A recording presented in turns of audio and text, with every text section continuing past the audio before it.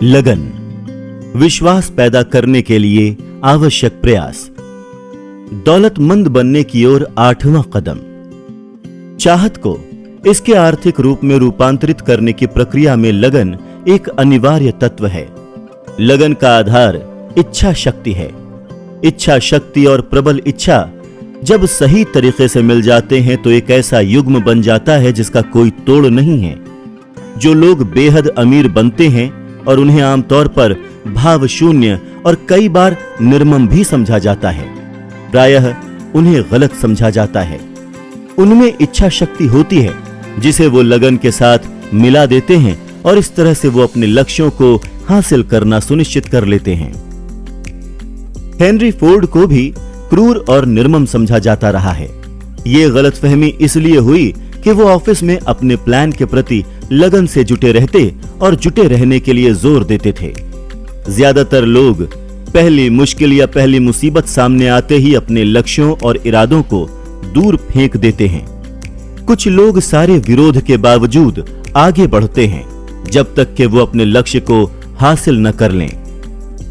लगन शब्द के पीछे कोई बहुत बड़ा अर्थ नहीं छुपा हुआ है, परंतु ये गुण इंसान के कैरेक्टर के लिए उतना ही महत्वपूर्ण है जितना कि स्टील के लिए कार्बन। दौलत कमाने में आमतौर पर इस फिलॉसफी के सभी 13 तत्वों पर अमल करने की जरूरत होती है। जो लोग अमीर बनना चाहते हैं उन्हें इन सिद्धांतों को समझ लेना चाहिए और इनके साथ लगन को मिला लेना चाहिए। अगर आप इस किताब को इस इरादे से सुन रहे हैं कि आप इसके ज्ञान को अपने जीवन में उतारेंगे तो आपकी लगन का पहला इम्तिहान तब होगा जब आप चैप्टर 2 में दिए गए 6 कदमों का अनुसरण करना शुरू करेंगे। जब तक कि आप उन 2% लोगों में से न हों जिनका पहले से ही निश्चित लक्ष्य हो, जिसकी तरफ आप आगे बढ़ रहे हों और जिनके पास इस लक्ष्य को हासिल करने के लिए कोई निश्चित योजना है, तब तक आप निर्देशों को पढ़ेंगे और अपनी रोजमर्रा की जिंदगी जीते रहेंगे और उन निर्देशों का पालन नहीं करेंगे। लगन का अभाव असफलता के सबसे बड़े कारणों में से एक है। यही नहीं, हजारों लोगों के अनुभव ने यह सिद्ध किया है कि लगन का अभाव एक ऐसी कमजोरी है जिसे प्रयास से दूर किया जा सकता है। यह पूरी तरह से इस बात पर निर्भर करता है कि आपकी इच्छा कितनी प्रबल है। समूची उपलब्धि का शुरुआती पॉइंट है चाहत। इसे हमेशा अपने दिमाग में रखें। कमजोर इच्छाओं के परिणाम भी कमजोर होते हैं। जिस तरह कम आग से कम गर्मी मिलती है, अगर आप पाएं कि आप में लगन की कमी है तो इस कमजोरी का इलाज यह है कि आप अपनी चाहत की आग को प्रबल बना लें। इस किताब को पूरा सुनें और फिर चैप्टर 2 पर लौट आएं और तत्काल 6 कदमों के संबंध में दिए गए निर्देशों पर अमल करना शुरू कर दें। आप जितने उत्साह से इन निर्देशों का पालन करेंगे, उससे यह स्पष्ट रूप से साबित होगा कि आप में धन कमाने की कितनी अधिक या कितनी कम इच्छा है। अगर आप पाते हैं कि आप उदासीन हैं, तो आप इस नतीजे पर पहुंच सकते हैं कि आप में अब भी धन की चेतना विकसित नहीं हो पाई है, जो पैसा कमाने के लिए जरूरी है, क्योंकि अमीरी इसी चेतना के विकसित होने के बाद आती है। दौलत उस आदमी की तरफ खींची आती है जिसका मन उसे आकर्षित करने के लिए तैयार है। ठीक उसी तरह से जिस तरह से पानी समुद्र की तरफ खींचा चला जाता है, ठीक उसी तरह से जिस तरह से लोहा चुंबक की ओर आकर्षित होता है। अगर आपको लगे कि आपकी लगन कमजोर है तो आप अपने ध्यान को मास्टरमाइंड की शक्ति वाले अध्याय में दिए गए निर्देशों पर एकाग्र कर लें।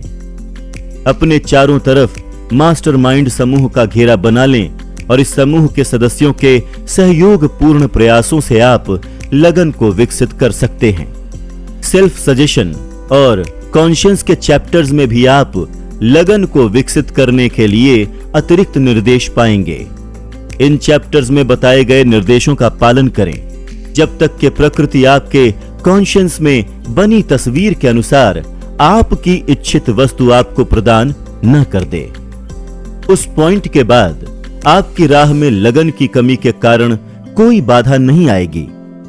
चाहे आप जाग रहे हों या सोए हुए हों, आपका कॉन्शियस हमेशा काम करता है। कभी कभार या झटकों के साथ किए गए प्रयासों के साथ इन नियमों का उपयोग करने से आपको कोई लाभ नहीं होगा। अगर आपको परिणाम चाहिए तो आपको सभी नियमों का पालन करना होगा, जब तक कि उनका पालन करना आपकी आदत न बन जाए। आवश्यक धन की चेतना को आप दूसरे किसी तरीके से विकसित नहीं कर सकते। गरीबी उस व्यक्ति की तरफ आकर्षित होती है जिसका मन इसके प्रति अनुकूल होता है, और धन ऐसे व्यक्ति की तरफ आकर्षित होता है जिसका मन इसे आकर्षित करने के लिए पूरी तरह से तैयार होता है, और इसमें इन्हीं नियमों का सहारा लिया जाता है। जिस मन में धन की चेतना नहीं होती, गरीबी की चेतना उस मन को अपने आप जकड़ लेती है। गरीबी की चेतना बिना कुछ किए अपने आप आ जाती है। इसके लिए चेतना को सचेत रूप से लागू करने की या विकसित करने की कोई जरूरत नहीं होती। धन की चेतना को व्यवस्थित करना होता है जब तक कि आप में वो चेतना न उत्पन्न हो जाए। इस पिछले पैराग्राफ में कही गई बातों के पूरे महत्व को समझें और इसके बाद आप दौलत कमाने में लगन के महत्व को अपने आप समझ जाएंगे। लगन के बिना आप शुरू करने के पहले ही हार जाएंगे, जबकि लगन के साथ जीत आपकी ही होगी। अगर आपने कभी कोई बुरा सपना देखा हो तो आपको लगन के महत्व का एहसास होगा। आप बिस्तर पर पड़े हैं, आधे जागे हैं और आपको ऐसा लग रहा है जैसे कि आपको कुचल दिया गया है। आप करवट नहीं ले पा रहे या फिर एक मसल भी नहीं हिला सकते। आपको एहसास होता है कि आपको अपनी मसल्स पर फिर से नियंत्रण करना चाहिए। इच्छा शक्ति के लगन भरे प्रयास के द्वारा आप अंततः अपने एक हाथ की उंगलियों को हिलाने में सफल होते हैं। अपनी उंगलियों को हिलाना जारी रखते हुए आप अपने नियंत्रण को अपनी पूरी उंगलियों तक ले जाते हैं जब तक कि आप उसे उठा न लें। इसके बाद आप दूसरे हाथ के साथ भी यही करते हैं। अंततः आप अपने एक पैर की मसल पर नियंत्रण कर लेते हैं और यही दूसरे पैर के साथ भी करते हैं। फिर इच्छा के सर्वश्रेष्ठ प्रयास के द्वारा आप एपीआई मांसपेशीय तंत्र पर पूरा नियंत्रण हासिल कर सकते हैं और अपने बुरे सपने से बाहर निकल आते हैं। इसमें कदम दर कदम चलना ही रहस्य है। आप पाएंगे कि अपनी मानसिक जड़ता से बाहर निकलने के लिए भी इसी तकनीक की आवश्यकता होगी। पहले धीमी गति से प्रयास करें, फिर अपनी गति बढ़ाकर प्रयास करते रहें जब तक कि आपको अपनी इच्छा शक्ति पर पूरा नियंत्रण हासिल न हो जाए। लगे रहें, चाहे शुरुआत में आपकी गति कितनी ही धीमी क्यों न हो। लगन के साथ आपको सफलता भी मिलेगी। अगर आप सावधानी से अपने मास्टरमाइंड समूह को चुनते हैं तो इसमें आपको कम से कम एक आदमी ऐसा मिलेगा जो लगन के विकास में आपकी सहायता करेगा।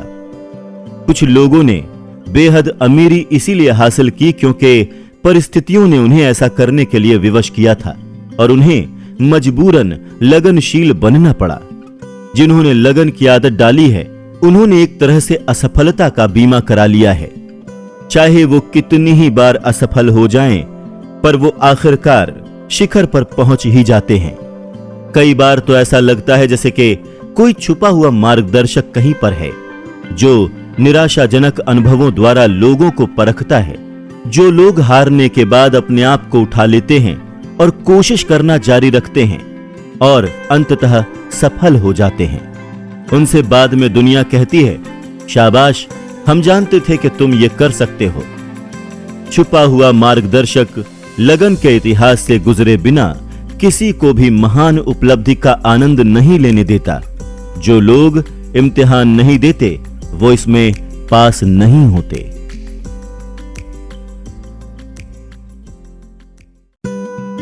जो लोग सहन करते हैं उन्हें उनकी लगन का प्रचुर पुरस्कार भी मिलता है। बदले में उन्हें वो लक्ष्य हासिल होता है जिसका वो पीछा करते हैं।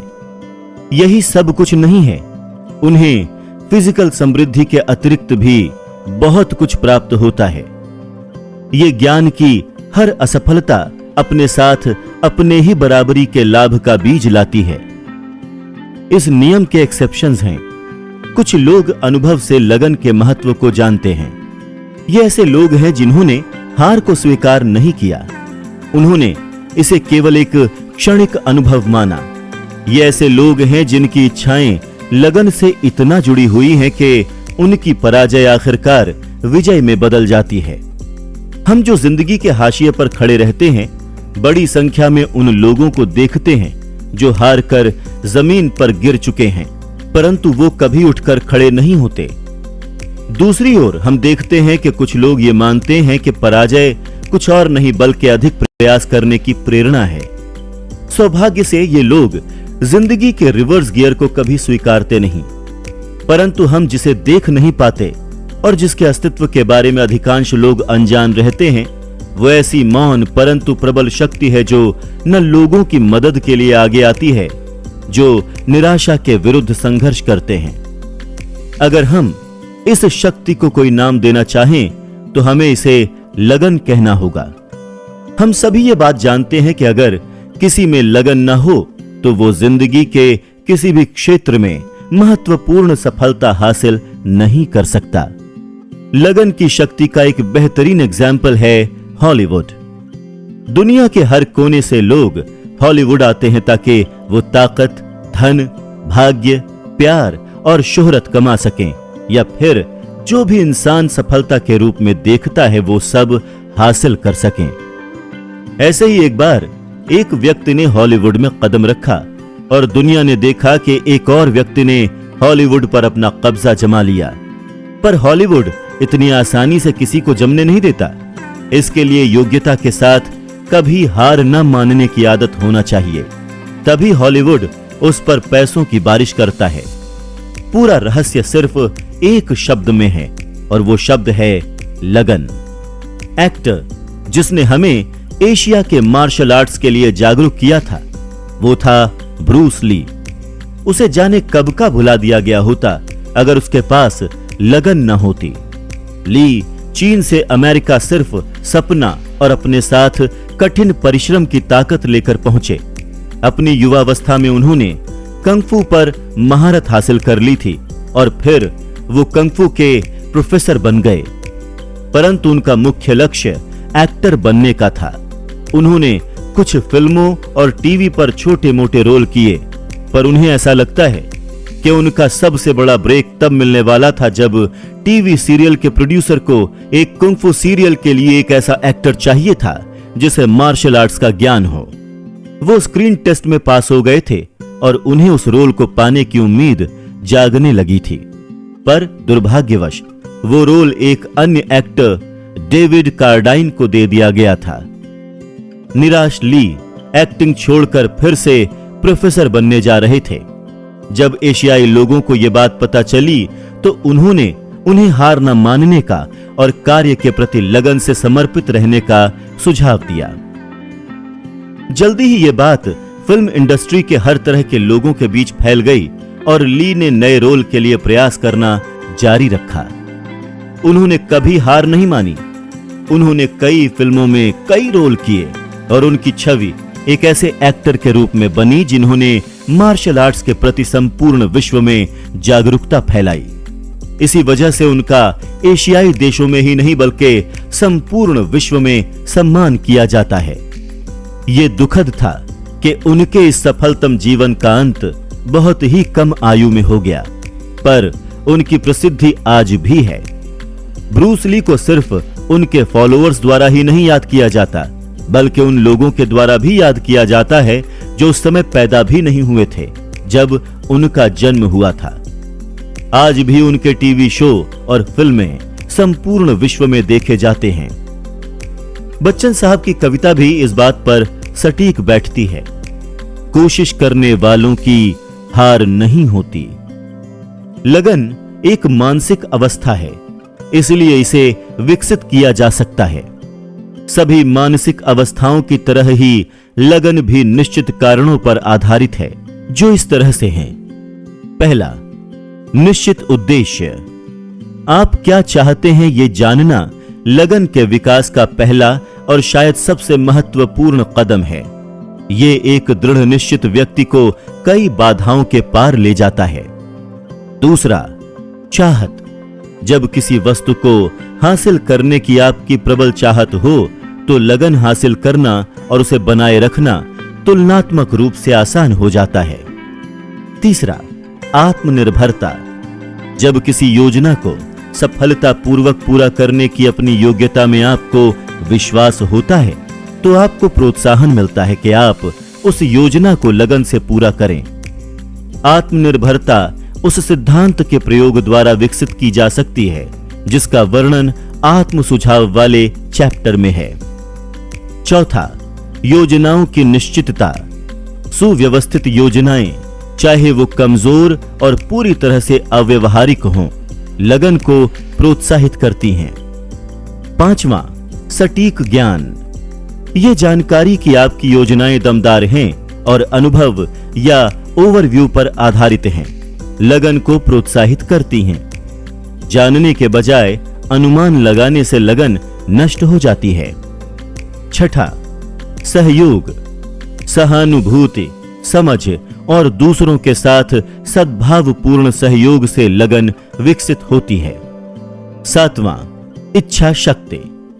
किसी निश्चित लक्ष्य को हासिल करने के लिए योजनाएं बनाने पर अपने विचारों को केंद्रित करने की आदत से लगन विकसित होती है। आठवां, आदत। लगन आदत का सीधा परिणाम है। मन दैनिक अनुभवों का एक हिस्सा सोख लेता है और वैसा ही बन जाता है जैसी इसे खुराक दी जाती है। डर सबसे बुरा शत्रु है और इसके प्रभावी इलाज के लिए आपको बार बार मजबूरन साहसपूर्ण कार्य करने की जरूरत होगी। युद्ध में सक्रिय रहने वाला हर आदमी ये बात जानता है। लगन की कमी के लक्षण। लगन के विषय को छोड़ने से पहले अपनी लिस्ट बना लें और खास तौर पर यह निर्धारित कर लें कि आप में कहीं इस जरूरी मन की कमी तो नहीं है। साहस के साथ अपनी जांच करें और पॉइंट बाय पॉइंट जांच करके देखें कि लगन के 8 तत्वों में से कितने तत्व आप में नहीं हैं। इस एनालिसिस से आप ऐसी चीजें खोज पाएंगे जिनसे आपकी खुद पर पकड़ मजबूत होगी। यहां पर आपको बहुत सारे शत्रु मिलेंगे जो आपके और बड़ी उपलब्धि के बीच दीवार की तरह खड़े होंगे। यहां पर आपको लगन की कमी दर्शाने वाले लक्षण ही नहीं मिलेंगे बल्कि गहराई में बैठे इस कमजोरी के इलॉजिकल कारण भी मिलेंगे। इस लिस्ट को सावधानी से पढ़ें और अपने आप से सीधे सीधे पूछें कि क्या आप सचमुच जानना चाहते हैं कि आप कौन हैं और आप क्या करने में सक्षम हैं। अगर आप अमीरी हासिल करना चाहते हैं तो ये वो कमजोरियां हैं जिन्हें आपको जीतना होगा। पहला, आप क्या चाहते हैं ये जानना या इसे ठीक ठीक और स्पष्ट रूप से परिभाषित न कर पाना। दूसरा, टाल मटोल की आदत, चाहे इसके पीछे कारण हो या ना हो, आमतौर पर इसके पीछे ढेर सारे बहाने पाए जाते हैं। तीसरा, विशेष ज्ञान हासिल करने में रुचि की कमी। चौथा, अनिश्चित परिस्थितियों का सामना करने के बजाय हर अवसर पर अपने हाथ से केस को दूसरे के हाथ में देने की आदत, इसमें भी बहाने बनाए जाते हैं। पांचवां, समस्याओं के समाधान के लिए निश्चित योजनाएं बनाने के बजाय बहानों पर भरोसा करने की आदत। छठा, सेल्फ सेटिस्फैक्शन। इस बीमारी का कोई सार्थक इलाज नहीं है और जिनको यह बीमारी है उनके लिए कोई आशा नहीं है। सातवां, उदासीनता, जो आमतौर पर सभी केसेस में समझौता करने की तत्परता में झलकती है बजाय इसके कि विपरीत परिस्थितियों का सामना किया जाए और उनसे संघर्ष किया जाए। आठवां, अपनी गलतियों के लिए दूसरों को दोष देने की आदत और विपरीत परिस्थितियों से बचकर निकलने की आदत। नवां, चाहत की कमजोरी, कर्म को प्रेरित करने वाले लक्ष्यों के चुनाव में लापरवाही के कारण ऐसा होता है। 10वां, पराजय की संभावना नजर आते ही मैदान छोड़ने की आदत या उत्सुकता। 6 मूलभूत डरों में से एक या इससे अधिक पर आधारित। 11वां, सुव्यवस्थित योजनाओं की कमी जिन्हें लिखा नहीं गया है और इसीलिए उनका एनालिसिस नहीं किया जा सकता। 12वां, विचारों के साथ आगे बढ़ने को नजरअंदाज करने की आदत या अवसर आने पर उसका लाभ न उठाने की आदत। 13वां, दृढ़ इच्छा करने के बजाय सिर्फ इमेजिनरी दुनिया में विचरण करना। 14वां, अमीरी के लक्ष्य के बजाय गरीबी के साथ समझौता करने की आदत। कुछ बनने, कुछ करने और कुछ हासिल करने की महत्वाकांक्षा का अभाव। 15वां, अमीरी के शॉर्टकट की खोज, बदले में बराबरी का मूल्य चुकाए बिना कुछ हासिल करने की कोशिश, जो आमतौर पर जुए या ऐसी ही आदतों में झलकती है। 16वां, आलोचना या फिर क्रिटिसिज्म का डर। कई लोग सिर्फ इसलिए योजनाएं नहीं बना पाते या उन पर अमल नहीं कर पाते क्योंकि वो डरते हैं कि लोग क्या सोचेंगे, क्या करेंगे या क्या कहेंगे। ये शत्रु इस लिस्ट में सबसे प्रमुख है क्योंकि यह आमतौर पर कॉन्शियंस में रहता है जहां इसकी उपस्थिति दिखाई नहीं देती। बाद वाले चैप्टर में 6 मूलभूत डरों को देखें। आइए अब हम आलोचना के डर के कुछ लक्षणों की जांच करें। अधिकांश लोग अपने रिश्तेदार, मित्रों और जनता को इस बात की अनुमति दे देते हैं कि वो उन्हें प्रभावित करें। वो अपने जीवन को अपने हिसाब से नहीं जी पाते क्योंकि उन्हें आलोचना का डर सताता रहता है। बहुत बड़ी संख्या में लोग विवाह करने में गलती करते हैं और उस गलती को कभी नहीं सुधारते। नतीजा ये होता है कि वो जीवन भर दुखी और परेशान रहते हैं क्योंकि उन्हें यह डर होता है कि गलती को सुधारते समय लोग आलोचना करेंगे। जो भी इस प्रकार के डर के सामने हार मानता है वो जानता है कि उससे कितना बड़ा नुकसान होता है, क्योंकि इससे महत्वाकांक्षा नष्ट होती है और हासिल करने की इच्छा भी। लाखों लोग कॉलेज छोड़ने के बाद मेजर शिक्षा हासिल करने के लिए विचार को नजरअंदाज कर देते हैं क्योंकि उन्हें आलोचना का डर होता है। अनगिनत स्त्री पुरुष, युवा और बूढ़े अपने रिश्तेदारों को यह अनुमति देते हैं कि वो कर्तव्य के नाम पर उनकी जिंदगी तबाह कर दें, और ऐसा सिर्फ इसलिए होता है क्योंकि उन्हें आलोचना का डर होता है। कर्तव्य का यह मतलब नहीं होता कि कोई अपनी व्यक्तिगत महत्वाकांक्षाओं को नष्ट कर ले और अपने जीवन को अपने हिसाब से न जिए। लोग बिजनेस में जोखिम उठाने से इनकार कर देते हैं क्योंकि उन्हें समाज से डर होता है कि असफल होने के बाद उन्हें सुनने को मिलेगा। इन मामलों में आलोचना का डर सफलता की इच्छा से अधिक प्रबल होता है। बहुत सारे लोग खुद के लिए ऊंचे लक्ष्य बनाने से इनकार कर देते हैं या करियर चुनने को भी नजरअंदाज कर देते हैं क्योंकि उन्हें रिश्तेदारों और दोस्तों की आलोचना का डर होता है, जो ये कह सकते हैं, ज्यादा ऊंचे लक्ष्य मत बनाओ, लोग सोचेंगे कि तुम्हारा दिमाग खिसक गया है। जब एंड्रू कार्नेगी ने सुझाव दिया कि मैं 20 साल तक व्यक्तिगत उपलब्धि की फिलॉसफी विकसित करने में मेहनत करूं, तो मेरी पहली प्रतिक्रिया यही डर था कि लोग क्या कहेंगे। इस सुझाव से मेरे सामने एक ऐसा लक्ष्य आ गया जो मेरी कल्पना से भी ऊंचा था। एक ही झटके में मेरा दिमाग बहाने बनाने लगा और ये सभी बहाने आलोचना के इसी अंदरूनी डर की वजह से बने थे। मेरे अंदर किसी ने कहा, तुम इसे नहीं कर सकते, ये काम इतना बड़ा है और इसमें बहुत समय लगेगा।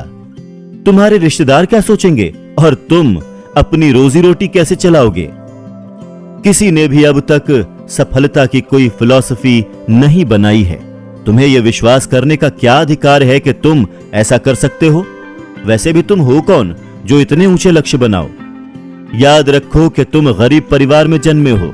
तुम फिलॉसफी के बारे में क्या जानते हो? लोग सोचेंगे कि तुम्हारा दिमाग चला गया है, और उन्होंने ऐसा सोचा भी। आज से पहले किसी और ने यह काम क्यों नहीं किया? यही और इससे मिलते जुलते कई और सवाल मेरे दिमाग में कौंध गए और शोर मचाने लगे।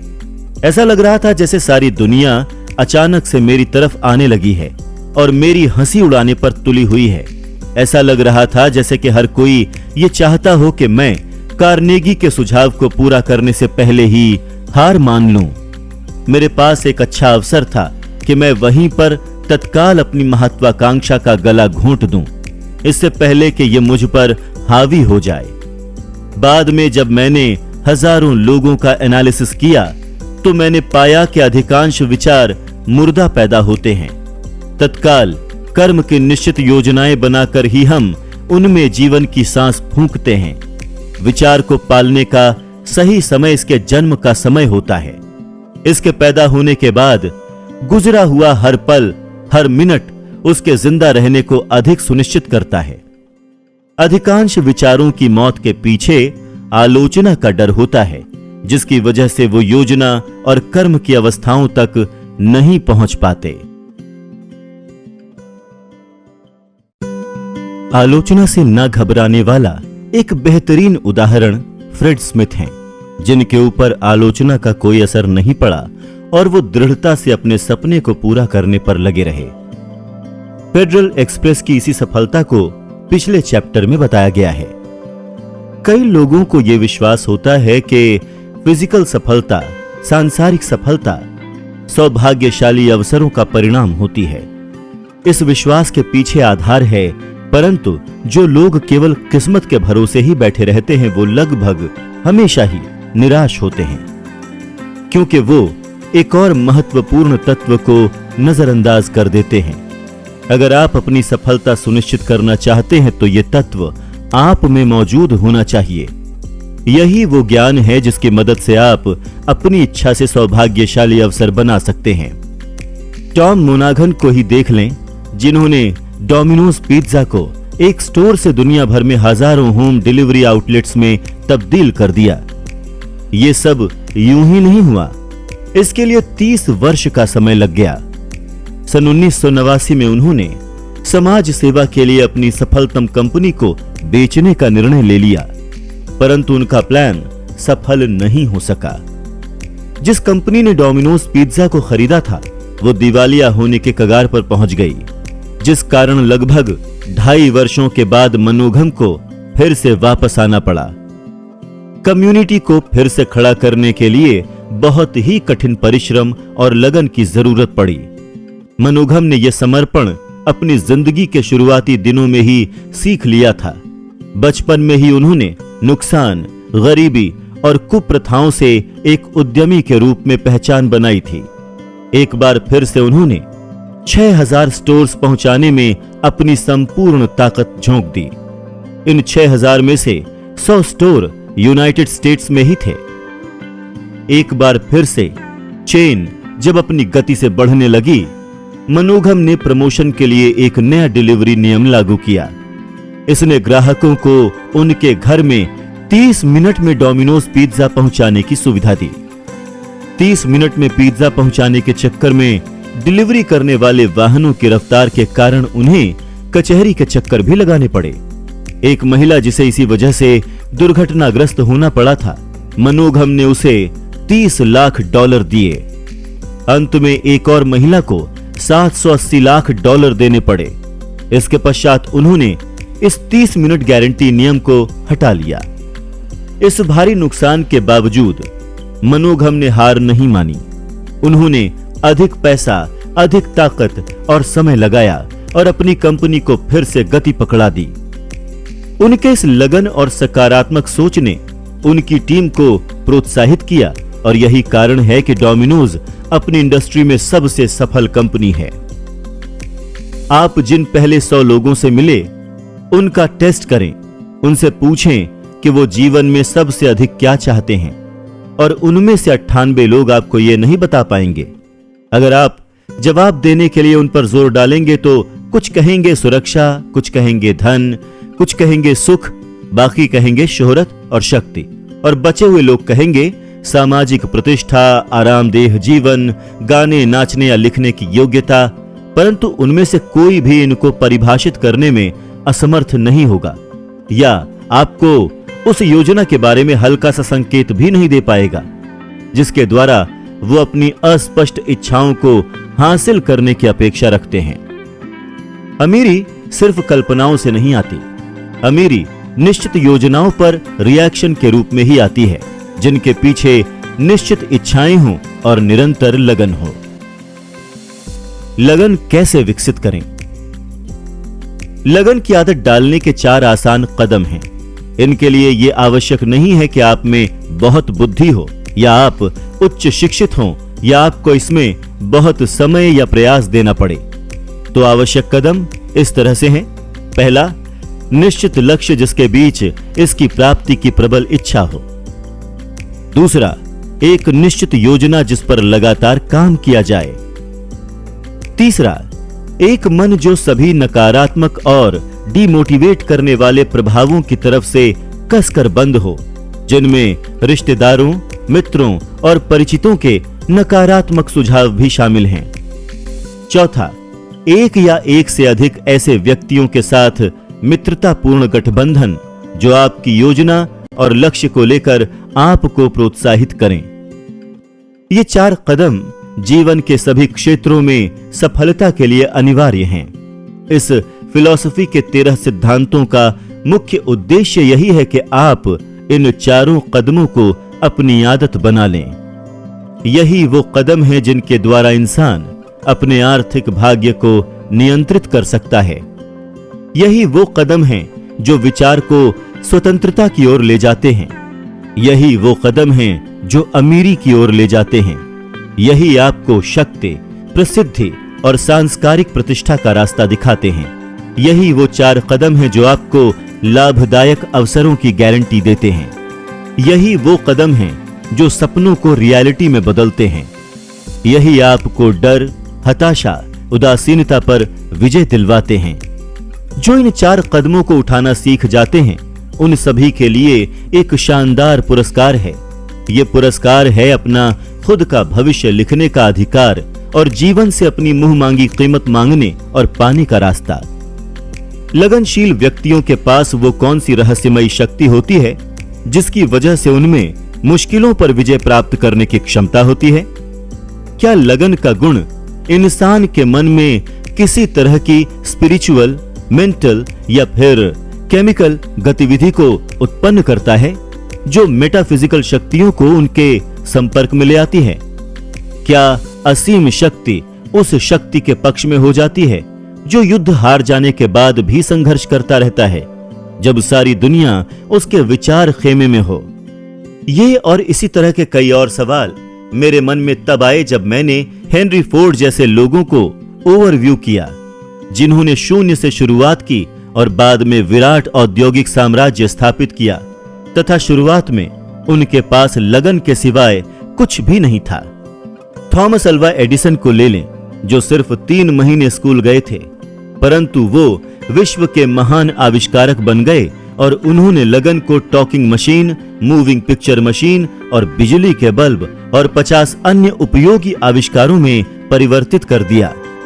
मुझे एडिसन और फोर्ड का एनालिसिस करने का सुखद अवसर मिला है और मैंने कई वर्षों तक लगातार उनके करियर पर निगाह रखी है।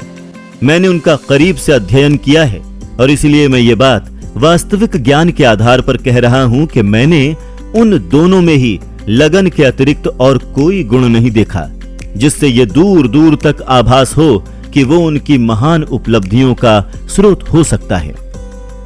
अगर कोई व्यक्ति सफल होने पर थोड़ी बहुत भी जांच पड़ताल करता है तो वो इस निष्कर्ष पर पहुंच जाएगा कि उनकी सफलता के मुख्य स्रोत दृढ़ता या लगन, कोशिश और निश्चित लक्ष्य थे।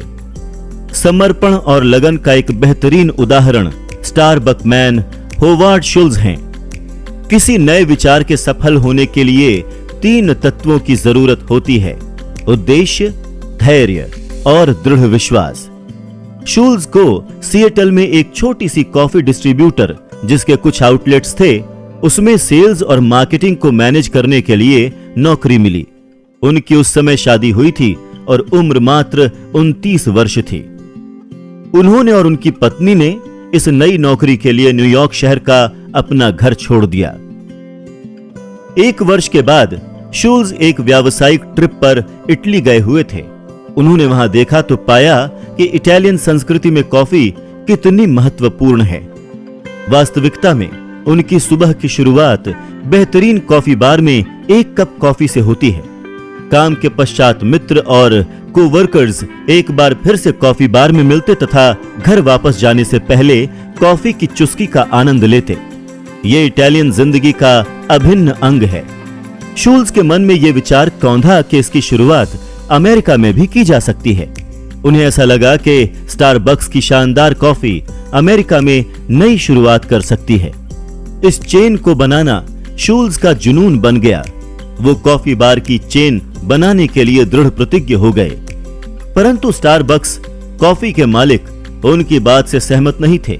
वो कॉफी व्यापार के होलसेल व्यवसायी थे और रेस्टोरेंट के लिए उनके पास सिर्फ एक छोटी सी दुकान थी। अपने लक्ष्य को लागू करने के लिए शूल्स ने स्टारबक्स की नौकरी छोड़ दी। सन 1986 में सिएटल में उन्होंने अपना पहला कॉफी बार खोला। यह तुरंत ही सफल हो गया। फिर उन्होंने सिएटल में एक और बार खोला, उसके बाद वैंकूवर में खोल लिया। अगले ही वर्ष उन्होंने स्टारबक्स को खरीद लिया और उसी के नाम पर अपनी कंपनी का नाम रख लिया। शूल्स को विश्वास था कि स्टारबक्स की शानदार क्वालिटी वाली कॉफी एक दिन अमेरिकी लोगों के प्रत्येक दिन का हिस्सा बन जाएगी। उनकी यह सोच सच में कारगर साबित हुई और सन 1988 तक उनकी कंपनी दिन दूनी रात चौगनी तरक्की करती रही। स्टारबक्स ने अमेरिका में सैकड़ों कॉफी बार खोल दिए, जहां व्यावसायिक लोग काम के पश्चात बैठकर बात करें और कॉफी की चुस्की लेते हुए अपने कार्य के दबाव से बाहर निकल सकें। उनकी ये सोच यहां तक कारगर साबित हुई कि नौजवान लोग अपनी डेट कॉकटेल पर करने के बजाय 1 कप कॉफी पर करने लगे। परिवार रोजमर्रा की जिंदगी से ऊबने के बाद, फिल्म देखने के बाद यहां बैठा करते थे। स्टारबक्स लगातार 3 वर्ष नुकसान पर गया। सिर्फ 1989 में $10 लाख से अधिक का नुकसान हुआ था। पर शूल्स ने हार नहीं मानी। उन्हें पूर्ण रूप से विश्वास था कि इस कंपनी को दृढ़ करने का यही एक रास्ता है। यह नुकसान जल्द ही लाभ में बदल जाएगा। एक बार सिएटल के स्टोर को लाभ होना शुरू हुआ तो शूल्स ने धीरे धीरे अन्य शहरों में अपने विचार पर अमल किया। Vancouver, Portland, Los Angeles, Denver, Chicago और फिर उसके बाद संपूर्ण विश्व में पहुंचाया। स्टारबक्स आज संपूर्ण विश्व के घर घर के लोगों की जरूरत बन चुका है और अमेरिका के मार्केटिंग स्ट्रैटेजी का नमूना बन चुका है। इसने शूल्स को अमेरिका के सबसे अमीर लोगों में से एक बना दिया।